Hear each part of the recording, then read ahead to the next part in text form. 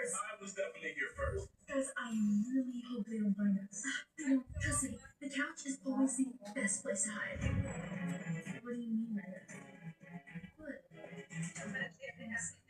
Time's up! Alright, let's go inside. Let's go.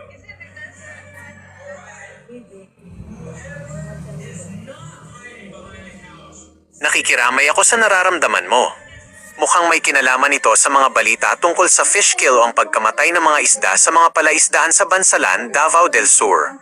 Talagang nakakalungkot at nakakapanghinayang makita ang ganitong pangyayari, lalo na't ito ang pinagkukunan ng pangkabuhayan ng maraming mangingisda at supplier sa inyong lugar.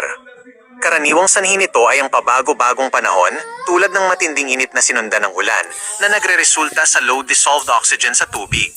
Narito ang ilang bagay na karaniwang ginagawa o iminumungkahi sa ganitong sitwasyon. Proper disposal. Mahalagang maibaon ng maayos ang mga namatay na isda para hindi kumalat ang masamang amoy at maiwasan ang kontaminasyon sa kapaligiran.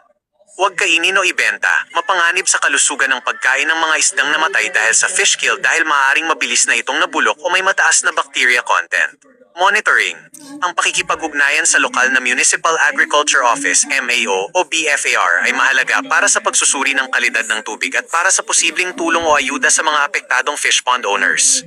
Sana ay mabilis na makarecover ang komunidad sa Bansalan mula sa pagsubok na ito.